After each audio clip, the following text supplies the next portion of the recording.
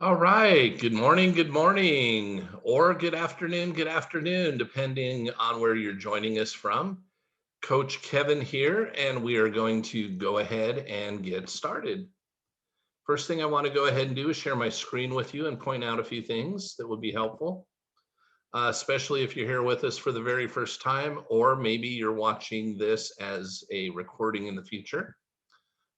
Like to point out that we have a Facebook group that coincides with this meetup. The Facebook group has the exact same name. I want to be really rich and I do not apologize for it. Now, to find the Facebook group, you can go into your own profile and go into your search Facebook function and then just type in, I want to be really rich and I do not apologize for it. The other way you can find us is you can go directly to facebook.com/groups/ I want to be really rich as just one word. So why would you want to come join us? A few different reasons. Reason number one, if we have anything, well, first of all, what we do is as long as I remember to hit the record button on these Zoom meetings, when we're done, either the same day or usually by the next morning sometime, they get posted here. Also, if we have anything special to announce to the group, this is also where you would find that. Also, it gives you a place where you can interact with us outside of the 45 minutes or so we have together Monday through Friday. So good reasons to join the group. So say, for instance, we're in the process of going through some material and you are joining us for the first time. You can go back and get caught up. Or let's say you're here today and you're like, wow, I really like what was said. I'd like to review it again. Well, now you have the possibility to do that. The other thing I want to make everybody aware of here is that we actually have a group. So this group, excuse me, we have this meeting, and this is 10 a.m. Pacific Standard Time. So it's whatever time it is your time. And then we actually have another one at noon Pacific Standard Time. Essentially, we do very similar to what we're doing here, but we're in different material at different times. So we will circle back through eventually, but we do have them both going and want you to know that there's two opportunities a day for you to get uplifted. And you're also more than welcome to be with us for both sessions if you like to. They are not the same thing, though. It's not a repetition in the sense of what's happening right now will be the same thing happening at noon. It'll be the same format, but it'll be different material. All right. Next thing I want to point out, we are currently together going through a book called Psycho-Cybernetics by Maxwell Maltz. And this was written a while ago. Maxwell Maltz is no longer with us. I happen to have the book on Kindle. Also, I believe I have this particular book also on Audible. And I've read it a few different times, but it's been years ago since I have. And now going through and repeating it right now, there's lots of books that I've read many, many, many times over and over again. When we got done going through the last thing we went through, I was kind of praying and meditating about what's the next thing to share with the group. And this is what came up. So we started going through this just actually last Friday, I believe. So here we are, Tuesday. So it's only been Friday or Thursday, I forget which date. But it's only been a few days. So if you want to get caught up, that'll be easy to do. But what I like to do when possible, if we're ever going through material, particularly like a book, some of the material, it's not books, sometimes it's articles, sometimes it's videos, audios, whatnot. And I'll share those in the Facebook group, by the way, and give you access to them. But when it's a book, I like to find if somebody's published it for free and then use that free copy and then tell you where I got it. That way you can follow along and we can be on the same page. So what I did here is I just put in Psycho-Cybernetics PDF and some different results popped up. I like this one, okay? So this one says Psycho-Cybernetics by Maxwell Maltz-WordPress.com. The website it came off of is Ding Wallace, whatever the heck that means, .files.wordpress.com. I'm pointing it out to you because when I clicked on it, here's what happened. it actually brought us right to the book. Hopefully that's going to happen here in just a second. Yep, there we go. And then what I went ahead, and this is the original. It's been updated and whatnot, but I wanted to, and I like the original the best for this one. We are actually not on page 1, but we're on page 41. I happen to remember that.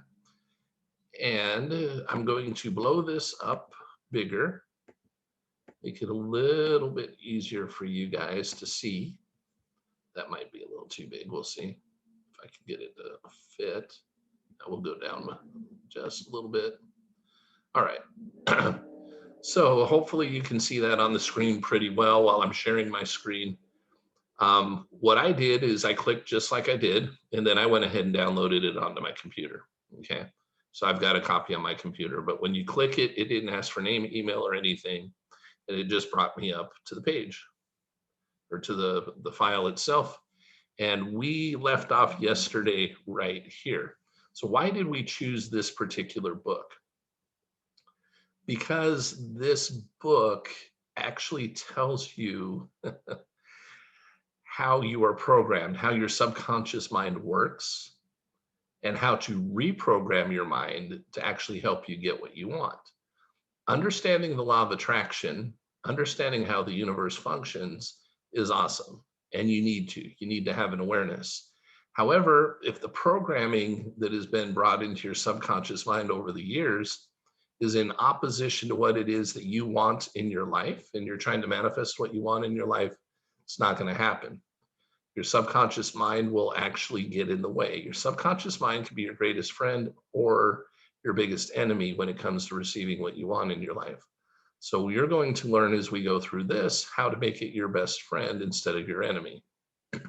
And you're going to learn how you work and how it functions. And it talks about this a lot in kind of a scientific level, because the person that actually wrote the book comes from a background of science and medicine.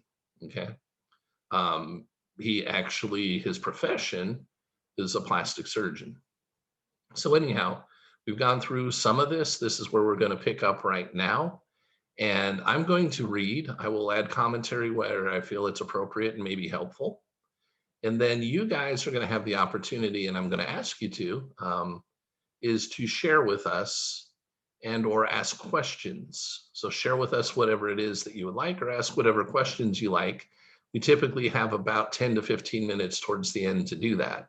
I'm sharing that with you right now so that you don't go into chat and try and get my attention, because if you do right now, I won't be paying any attention to you. So I'm not being rude or obnoxious to you. I'm just trying to go with the flow that we're used to going. And then everybody who's been around for a while kind of knows the drill. We've been going since November 5th of last year.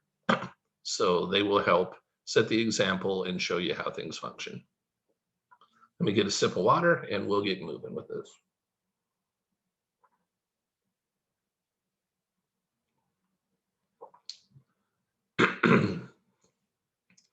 Discovering your success mechanism. Psychocybernetics, a new concept of how your brain works. When we conceive of the human brain and nervous system as a form of servo mechanism operating in accordance with cybernetic principles, we gain a new insight into why and wherefore of human behavior, the why and wherefore of human behavior. I choose to call this new concept psychocybernetics, the principles of cybernetics as applied to the human brain. I must repeat, psychocybernetics does not say that man is a machine. Rather, it says that man has a machine, which he uses. Let us examine some of the similarities between mechanical servo mechanisms and the human brain. The two general types of servo mechanisms. Servo mechanisms are divided into two general types. One, where the target, goal, or answer is known, and the objective is to reach it or accomplish it. And two, where the target or answer is not known, and the objective is to discover or locate it. The human brain and nervous system operates in both ways. An example of the first type is the self-guided torpedo or the interceptor missile. The target or goal is known, an enemy ship or plane. The objective is to reach it. Such machines must know the target they're shooting for. They must have some sort of propulsion system which propels them forward in the general direction of the target. They must be equipped with sense organs, radar, sonar, heat perceptors, etc., which bring information from the target. These sense organs keep the machine informed when it is on the correct course, positive feedback, and when it commits an error and gets off course, negative feedback. The machine does not react or respond to positive feedback. It is doing the correct thing already and just keeps on doing what it is doing. There must be a corrective device, however, which will respond to negative feedback. But negative feedback informs the mechanism that it is off the beam too far to the right. The corrective mechanism automatically causes the rudder to move so that it will steer the machine back to the left. If it overcorrects and heads too far to the left, the mistake is made known through negative feedback, and the corrective device moves the rudder so it will steer the machine back to the right. The torpedo accomplishes its goal by going forward, making errors, and continually correcting them. By a series of zigzags, it literally gropes its way to the goal. Dr. Norbert Wiener, who pioneered in the development of goal-seeking mechanisms in World War II, believes that something very similar to the foregoing happens in the human nervous system whenever you perform any purposeful activity, even in such a simple goal-seeking situation as picking up a package of cigarettes from a table. We are able to accomplish the goal of picking up the cigarettes because of an automatic mechanism and not by will and forebrain thinking alone. All that the forebrain does is to select the goal, trigger it into action by desire, and feed information to the automatic mechanism so that your hand continually corrects its course. In the first place, said Dr. Wiener, only an anatomist would know all the muscles involved in picking up the cigarettes. And if you knew, you would not consciously say to yourself, I must contract my shoulder muscles to elevate my arm. Now I must contract my triceps to extend my arm, etc. You just go ahead and pick up the cigarettes and are not conscious of issuing orders to individual muscles, nor of computing just how much contraction is needed. When you select the goal and trigger it into action, an automatic mechanism takes over. First of all, you have picked up cigarettes or performed similar movements before. Your automatic mechanism has learned something of the correct response needed. Next, your automatic mechanism uses feedback data furnished to the brain by your eyes, which tells it the degree to which the cigarettes are not picked up. This feedback data enables the automatic mechanism to continually correct the motion of your hand until it is steered to the cigarettes. In a baby just learning to use its muscles, the correction of the hand in reaching for a rattle is very obvious. The baby has little stored information to draw upon. Its hand zigzags back and forth and gropes obviously as it reaches. It is characteristic of all learning that as learning takes place, correction becomes more and more refined. We see this in a person just learning to drive a car who overcorrects and zigzags back and forth across the street.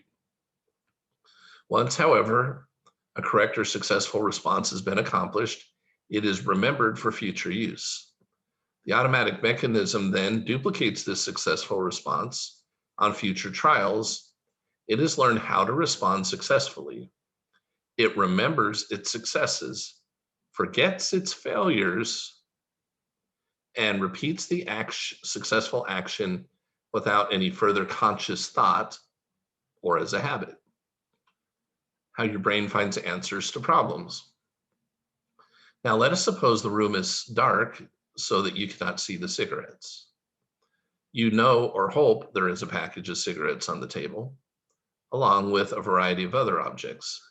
Instinctively, your hand will begin to grope back and forth, performing zigzag motions or scanning, projecting one object after another until the cigarettes are found and recognized. This is an example of the second type of servo mechanism. Recalling a name temporarily forgotten is another example. A scanner in your brain scans back through your stored memories until the correct name is recognized. An electronic brain solves problems in much the same way. First of all, a great deal of data must be fed into the machine. This stored or recorded information is the machine's memory. The problem is posed to the machine. It scans back through its memory until it locates the only answer which is consistent with and meets all the conditions of the problem.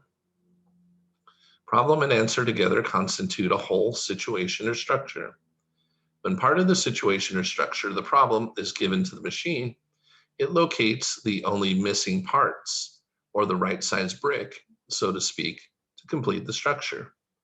The more that is learned about the human brain, the more closely it resembles, insofar as function is concerned, a servo mechanism. For example, Dr. Wilder Penfield, director of the Montreal Neurological Institute, recently reported at a meeting of the National Academy of Sciences that he had discovered a recording mechanism in a small area of the brain, which apparently records everything that a person has ever experienced, observed, or learned. During a brain operation in which the patient was fully awake, Dr. Penfield happened to touch a small area of the cortex with a surgical instrument. At once, the patient exclaimed that he was reliving an incident from her childhood, which she had consciously forgotten. Further experiments along this line brought the same results. When certain areas of the cortex were touched, patients did not merely remember past experiences, they relived them. Experiencing as very real all the sights, sounds, and sensations of the original experience. It was just as if past experiences had been recorded on a tape recorder and played back. Just how a mechanism as small as the human brain can store such a vast amount of information is still a mystery.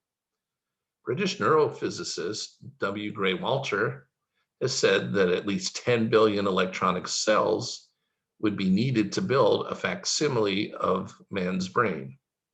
These cells would occupy about 1.5 million cubic feet, and several additional millions of cubic feet would be needed for the nerves or wiring. Power required to operate it would be 1 billion watts. Look at the automatic mechanism in action. We marvel at the awesomeness of interceptor missiles, which can compute in a flash the point of interception of another missile and be there at the correct instant to make contact. Yet, are we not witnessing something just as wonderful each time we see a center fielder catch a fly ball? In order to compute where the ball will fall or where the point of interception will be, you must take into account the speed of the ball, its curvature of fall, its direction, windage, initial velocity, and the rate of progressive decrease in velocity. He must make these computations so fast that he will be able to take off at the crack of the bat. Next, he must compute just how fast he must run and in what direction in order to arrive at the point of interception at the same time the ball does. The center fielder doesn't even think about this.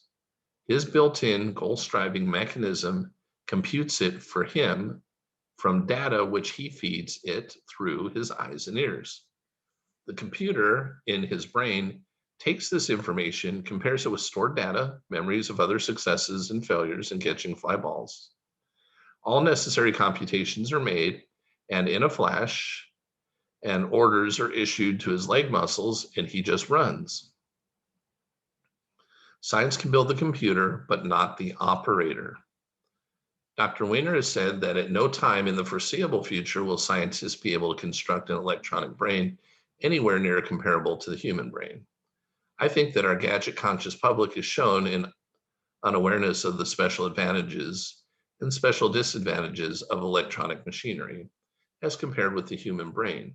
He says, the number of switching devices in the human brain vastly exceeds the number in any computing machine yet developed, or even thought of for design in the near future. But even should such a machine be built, it would lack an operator. A computer does not have a forebrain nor an eye. It cannot pose problems to itself. It has no imagination. It cannot set goals for itself. It cannot determine which goals are worthwhile and which are not. It has no emotions. It cannot feel. It works only on new data fed to it by an operator. By feedback data, it secures from its own sense organs and from information previously stored. Is there an infinite storehouse of ideas, knowledge, and power? Many great thinkers of all ages have believed that man's stored information is not limited to his own memories of past experiences and learned facts. There is one mind common to all individual men, said Emerson, who compared our individual minds to the inlets in an ocean of universal mind. Edison believed that he got some of his ideas from a source outside himself. Once, when complimented for a creative idea, he disclaimed credit, saying that ideas are in the air, and if he had not discovered it, someone else would have. Dr. J.B. Rhine, head of Duke University's Parapsychology Laboratory, has proved experimentally that man has access to knowledge, facts, and ideas other than his own individual memory or stored information from learning or experience. Telepathy, clairvoyance, precognition have been established by scientific laboratory experiments. His findings that man possesses some extrasensory factor, which he calls PSI, are no longer doubted by scientists who have seriously reviewed his work. As Professor R.H. Thallis of Cambridge University says, the reality of the phenomena must be regarded as proved as certainly as anything in scientific research can be proved. We have found, says Dr. Rhine, that there is a capacity for acquiring knowledge that transcends the sensory functions. This extrasensory capacity can give us knowledge, certainly of objective and very likely of subjective states, knowledge of matter, and most probably of minds. Schubert is said to have told a friend that his own creative process consisted in remembering a melody that neither he nor anyone else had ever thought of before. Many creative artists, as well as psychologists, who have made a study of the creative process, have been impressed by the similarity of creative inspiration, sudden revelation, intuition, etc., and ordinary human memory. Search for a new idea or an answer to a problem is, in fact, very similar to searching memory for a name you've forgotten. You know that the name is there, or else you would not search. The scanner in your brain scans back over stored memories until the desired name is recognized or discovered. The answer exists now. In much the same way, when we set out to find a new idea or the answer to a problem, we must assume that the answer exists already somewhere and set out to find it. Dr. Norbert Wiener has said, once a scientist attacks a problem which he knows to have an answer, his entire attitude is changed. He is already some 50% of the way toward that answer. When you set out to do creative work, whether in the field of selling, managing a business, writing a sonnet, improving human relations, or whatever, you begin with a goal in mind, an end to be achieved, a target answer, which, although perhaps somewhat vague, will be recognized when achieved. If you really mean business, have an intense desire, and begin to think intensely about all angles of the problem, your creative mechanism goes to work. And the scanner we spoke of earlier begins to scan back through stored information or grope its way to an answer. It selects an idea here, a fact there, a series of former experiences, and relates them or ties them together in a meaningful whole, which will fill out the incompleted portion of your situation, complete your equation, or solve your problem. When this solution is served up to your consciousness, often at an unguarded moment when you're thinking of something else, or perhaps even as a dream while your conscious is asleep, something clicks and you at once recognize this is the answer you've been searching for. In this process, does your creative mechanism also have access to stored information in a universal mind? Numerous experiences of creative workers would seem to indicate that it does. How else, for example, explain the experience of Lucas Agassiz told by his wife? He had been striving to decipher the somewhat obscure impression of a fossil fish on the stone slab in which it was preserved. Weary and perplexed, he put his work aside at last and tried to dismiss it from his mind. Shortly after, he waked one night persuaded that while asleep, he had seen his fish with all the missing features perfectly restored. He went early to the Jardin des Plantes, thinking that on looking anew at the impression, he would see something to put him on the track of his vision. In vain, the blurred record was as blank as ever. The next night he saw the fish again, but when he had waked, it disappeared from his memory as before. Hoping the same experience might be repeated, on the third night he placed a pencil and paper beside his bed before going to sleep. Towards the morning, the fish appeared in his dream, confusedly at first, but at last with such distinctness that he no longer had any doubt as to its zoological characters. Still half dreaming, in perfect darkness, he traced these characters on the sheet of paper at the bedside. In the morning, he was surprised to see in his nocturnal sketch features which he thought it impossible the fossil itself would reveal. He hastened to the Jardin des Plantes and, with his drawing as a guide, succeeded in chiseling away the surface of the stone under which portions of the fish proved to be hidden.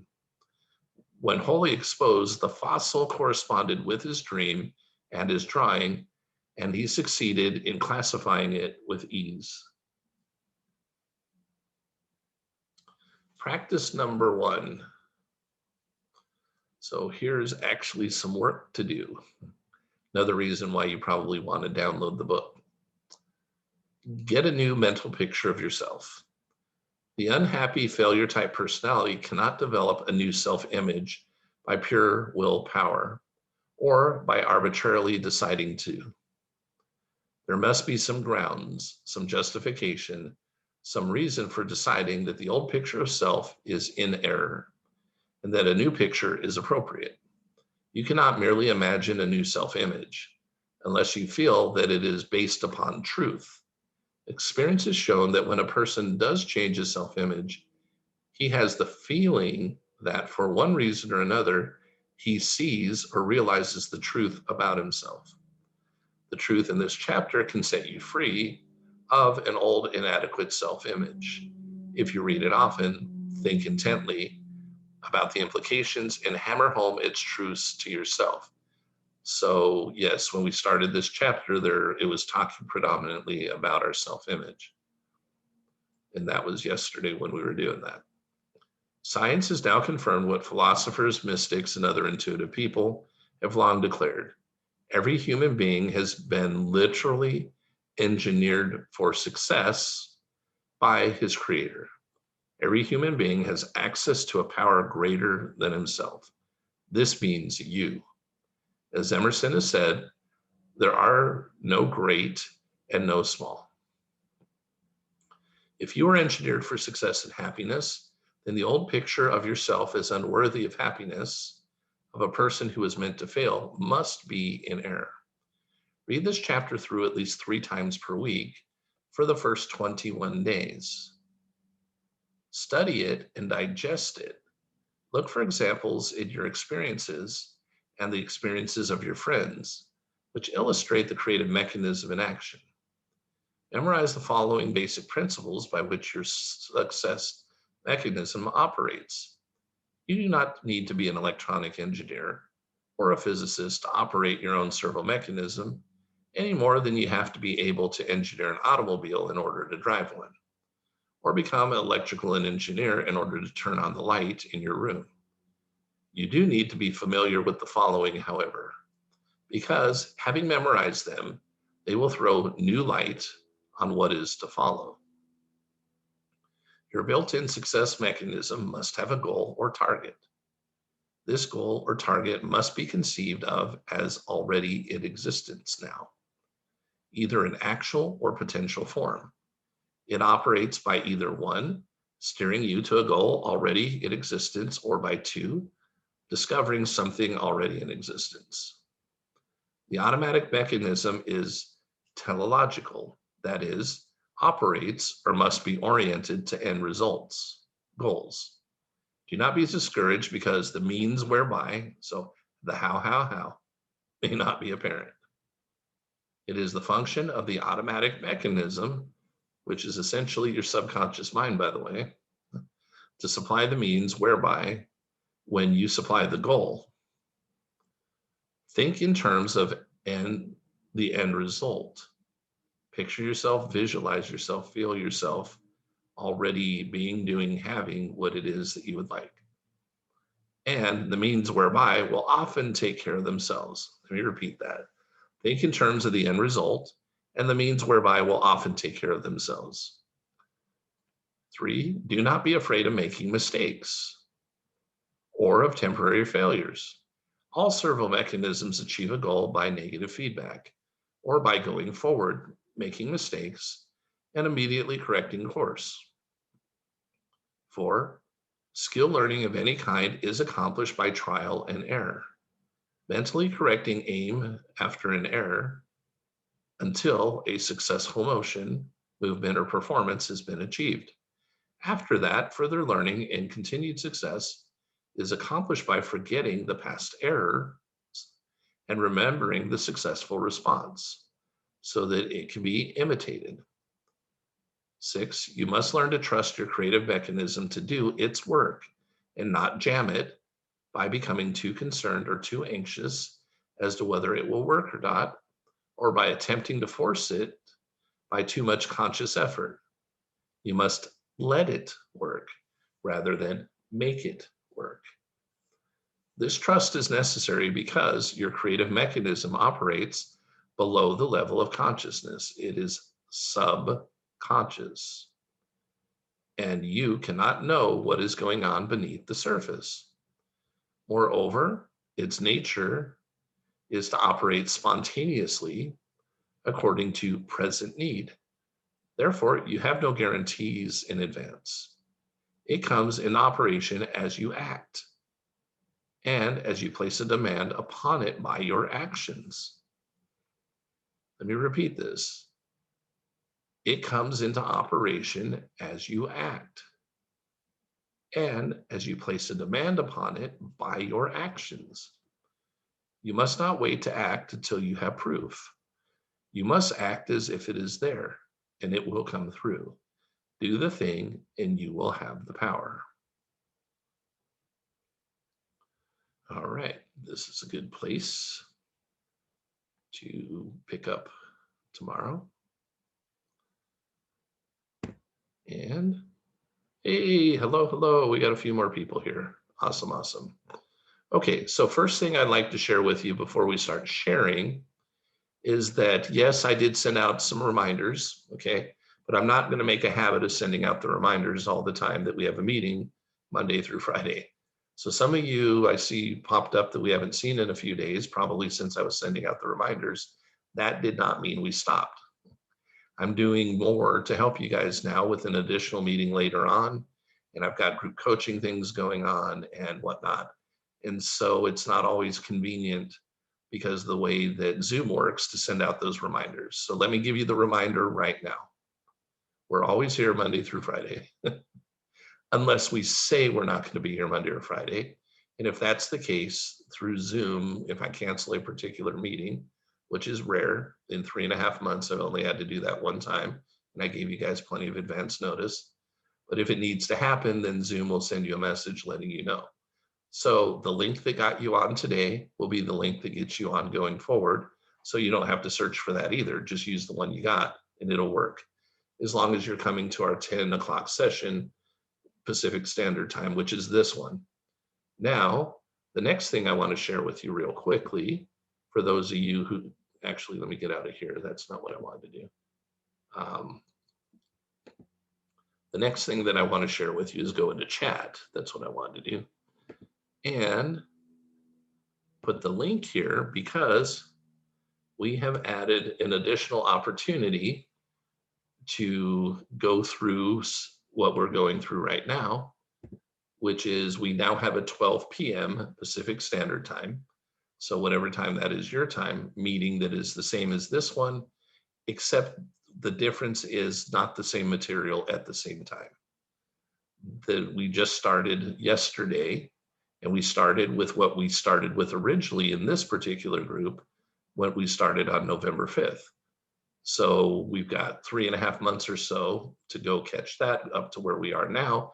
But this group is going to continue going forward, and eventually it will loop back around. Okay. I don't know how quickly, but pretty soon we'll loop back around. But my point is, if you were to attend both, they will function similarly, but the information each day is going to be different. So it's not just, hey, we're doing it once, broadcasting it at 10 and at noon. It's going to be, yes, we're here at 10 at noon, but the show is going to be a different show each day. So that's probably the best way to put it. Okay, so I think everybody, maybe not, most everybody on here has been here before. This is our time to go ahead and share. So what is it that's appropriate to share? Well, first of all, anything that you have had happen in your life in relationship to manifesting money and wealth in your life that has happened for you, that's been a positive experience. If you would like to share that with the group, that would be awesome. Also, anything in relationship to actually setting an intention to manifest something and you've actually had it manifest successfully in your life. Okay. The other thing to share would be anything in relationship to what we have studied up until now, or anything that we went over today. Maybe something you learned or an aha you received, or something you're going to do differently now that you learned something new. Okay, the next thing that you can do is you can share and or you can ask questions. So what type of questions would be appropriate? Anything going back to what we studied in the past. Anything in relationship to what we've done so far today and gone over today, or anything in relationship to manifesting more money and wealth in your life. So those are the things that would be appropriate as far as questions to be asked. So what do you do if you'd like to share something or ask a question? All you need to do is come off mute and start speaking, and we'll take you in the order that you do that. So if anybody would like to share something or ask a question, now is your time. Go ahead. I would like to share a manifestation story.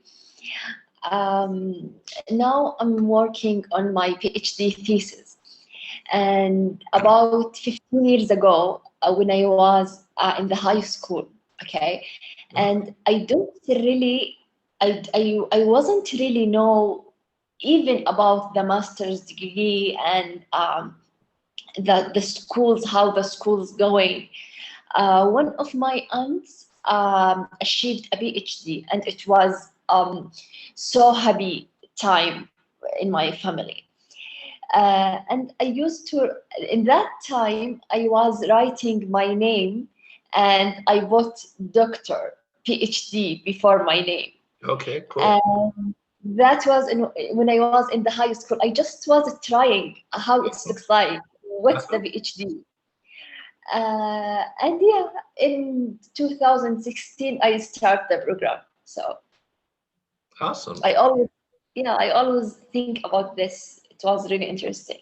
Well, it works that way. It's interesting, and that's totally works that way. I've got a brother-in-law that when he was younger, well, he wanted to be a pilot, and he made up his mind, and some kids play like they want to be a pilot or fireman, policeman, whatever, right? Go to the moon. Yeah. But he was more like you. He didn't just take it to the step of, oh yeah, that sounds cool, I'm going to pretend with my friends and play. I mean, he literally in his mind started putting himself in that position as a pilot. And ultimately what ended up happening, and here's why this is really cool, Yes, some people find it easier than others to become a pilot, particularly in the military. That's a good place to get training when you want to become an airline pilot for later on. Um, and he saw Top Gun, so he wanted to be a fighter pilot. And ultimately, but what he really wanted is he saw himself flying airlines afterwards. Interestingly enough, two things. Number one, because of his desire for that, as he grew up, he had pretty good grades in school, but he still needed some help to get into, not to get into the military, but to get into the military to go through the pilot program. Wow. And what ended up happening is his dad ended up developing a relationship through some political things they did. And he ended up getting an endorsement from Senator John McCain. So John McCain endorsed him, and that's essentially what got him into the military.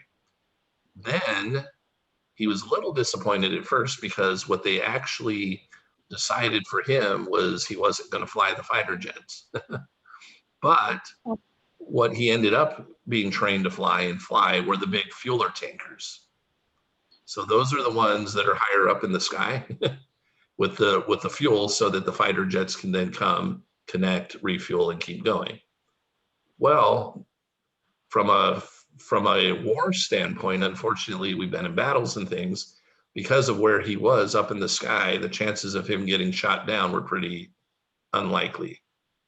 So he never really had to take on being shot at. And the other part is, because he flew those tankers, he was actually more qualified for the jetliners than your average person would be in the military. But it started when he was a little kid in elementary school. Yeah. But he never lost that vision of what it was that he wanted. So things had to unfold to make that happen.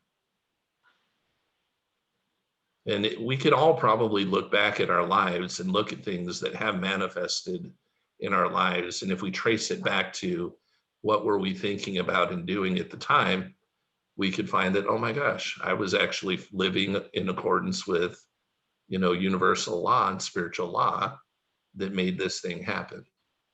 And now what we need to do is make it a habit of living that way for our entire life, and not just for a thing here or there when we want something on occasion. So congratulations on that. Yeah, writing. I guarantee you that writing PhD next to your name had a lot to do with what's going on right now. Yeah. Interesting. Really interesting. Yep. All right. Anybody else have any comments or questions? I have a question, Kevin. Yes. Hi. Hi, how are you? Terrific. Good. I have a strong desire to, and I think I've mentioned this to you before on this webinar, that I would love to become a PGI consultant. Okay. Uh-huh. And so I have, I've been attending Bob's 5 days of purpose. Perfect. Yeah. Yeah. And I have been visualizing myself as a consultant. Uh-huh. And I'm wondering, am I on the right track, or should I guess I'm kind of stuck in between. Should I be visualizing that, or visualizing having the money for it? Okay. First of all, you're visualizing the right thing. Okay. I just want to give you the money will come as you make that real for you. Here's what I would visualize. They have different trainings for it. I know, because I've gone through it. Okay. So, typically I'm going to say about every 3 months, 3 to 4 months. So they have it 3 to 4 times a year, unless they've sped that up or changed or whatever, at least when I was. So you've got it a few different times a year. What I would do to come up with the money is you can visualize yourself as a consultant, sure. And that's actually a good idea, especially if you feel led to do that. Yes. But the way to actually probably meet a deadline, because they want you to sign up now, I know. Yes. They win and I also know you get to participate in the inner circle for free for a little while if you do that now. Yes. Right.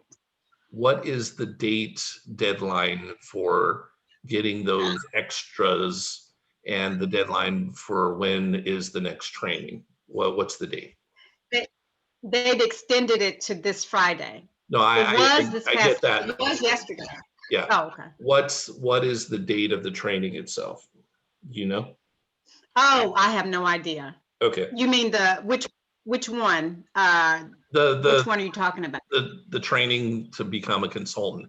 There, you can't just be a Oh, I don't- consultant. You're going to be trained how to be a Right. consultant, right? Right, absolutely. Yes, I'm So aware of that. Maybe I they am aware didn't. of Maybe that. they didn't stick a date out there. I don't know yet. No, I Okay. just know that the deadline for enrolling either or as a consultant to have the 3 months, 3 free Right. months of the inner circle is this Friday.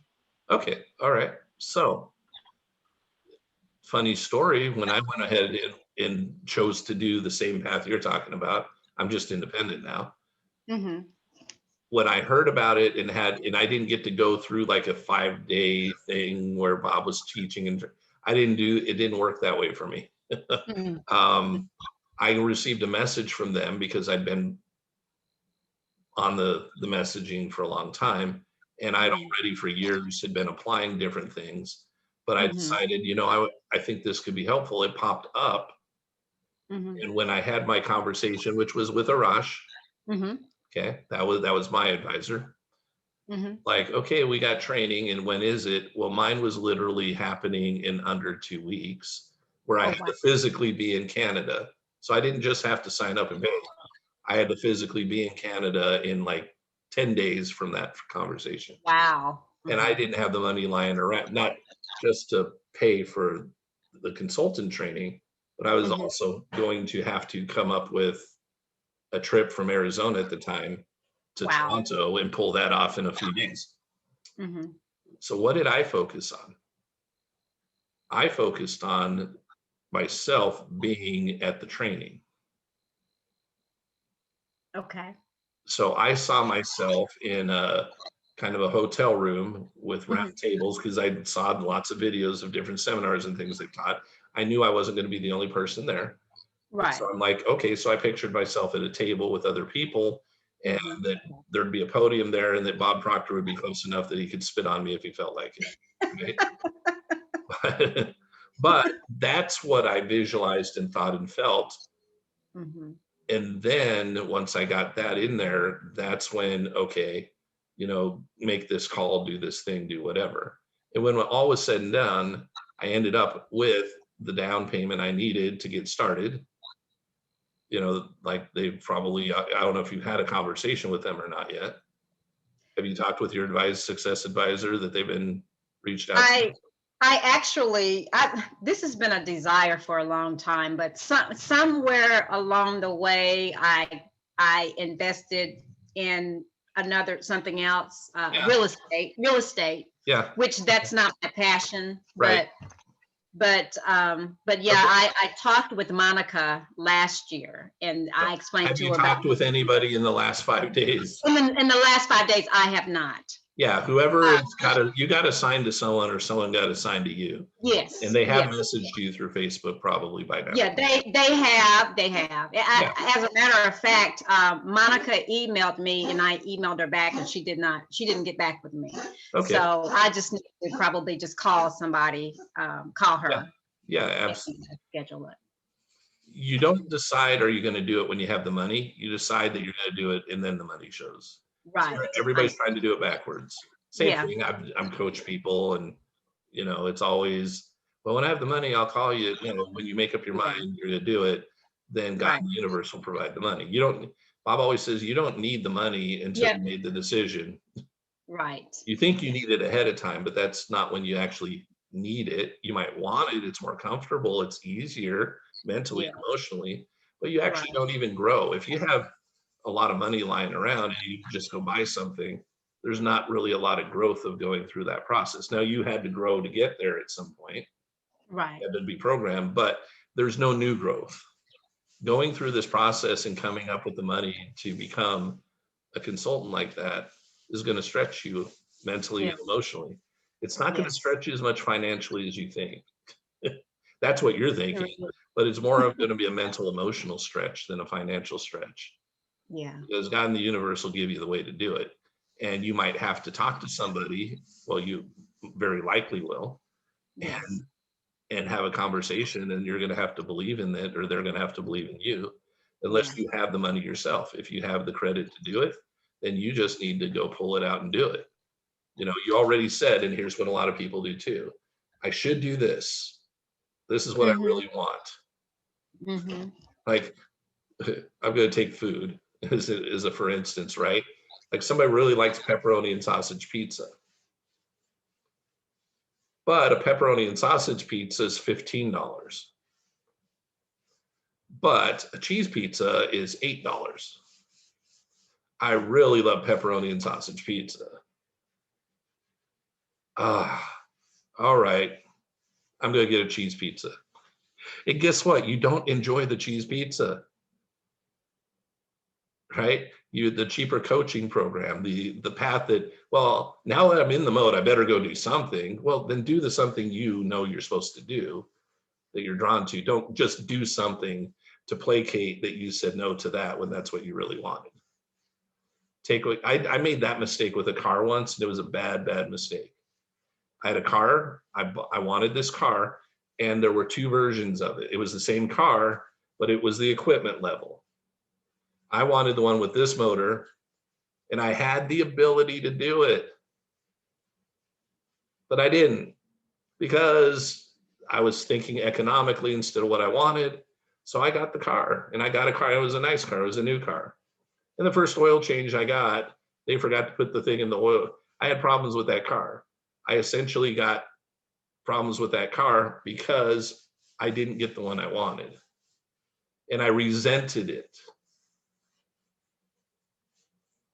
So have that conversation, commit to doing it, and do whatever it takes to have what they're asking for the down, because they're not going to make you pay for the whole thing up front. You could go payment program or pay up front. Right. I understand. Right.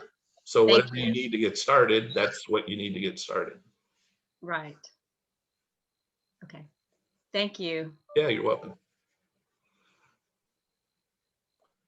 Anybody else? Any questions or comments?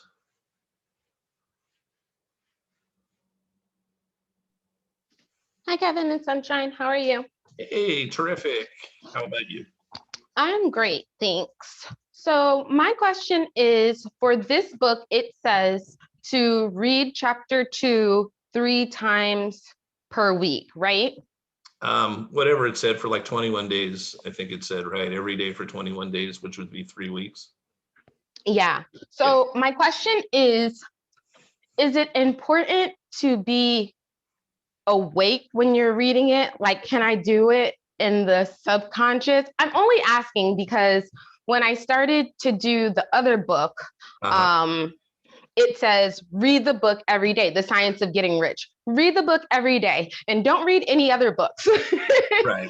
So I don't get to read it every day, but like occasionally I do. But I was wondering if, like, to maximize my time, if I read both of them while I'm sleeping, would it count?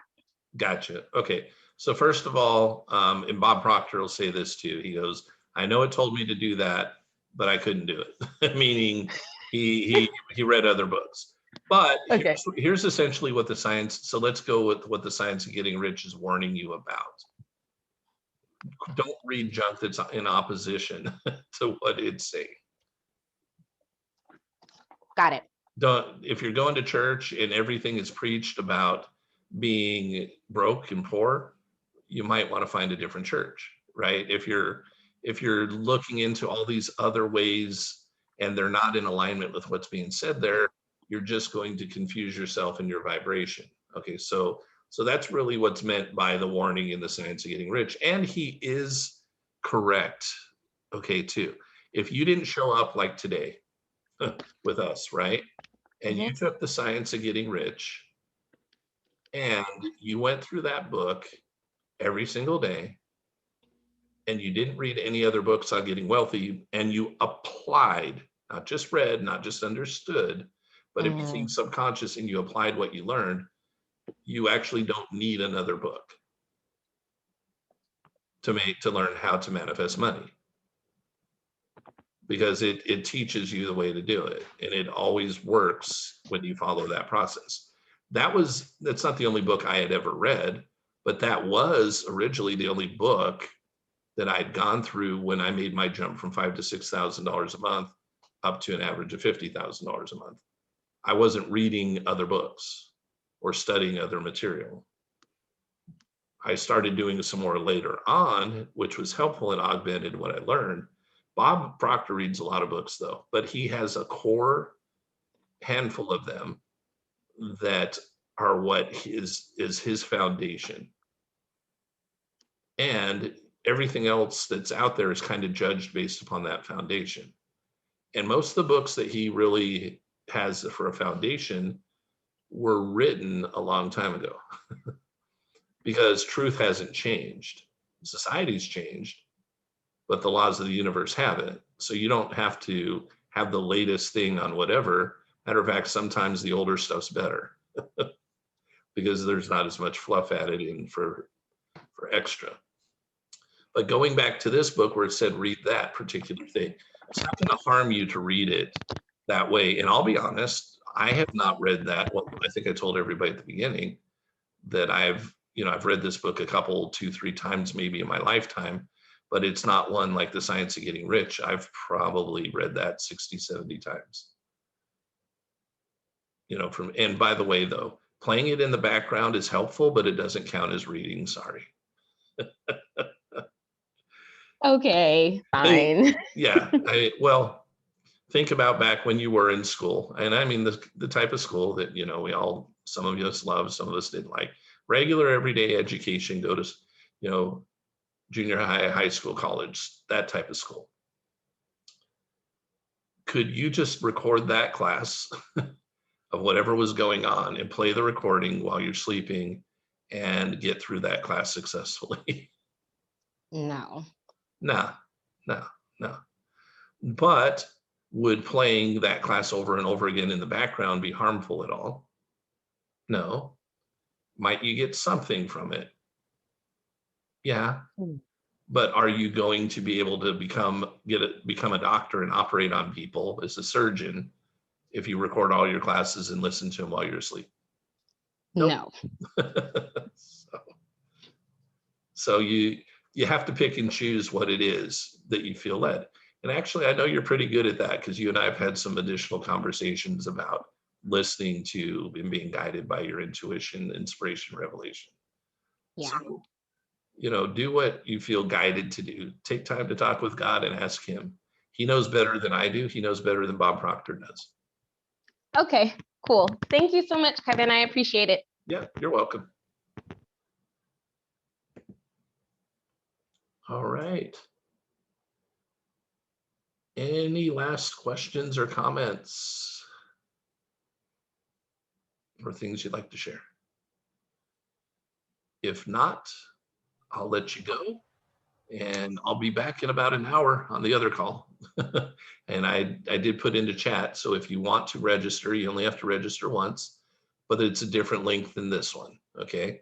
This link is I call it my AM or morning, and the other one is PM or afternoon link. So 2 different links, but they're both, if you're at the morning one, the same link works Monday through Friday. If you're in the afternoon one, the same link works Monday through Friday. And if you choose to attend more than one, you're totally welcome to do so. All right. I will see you guys tomorrow. Thank you.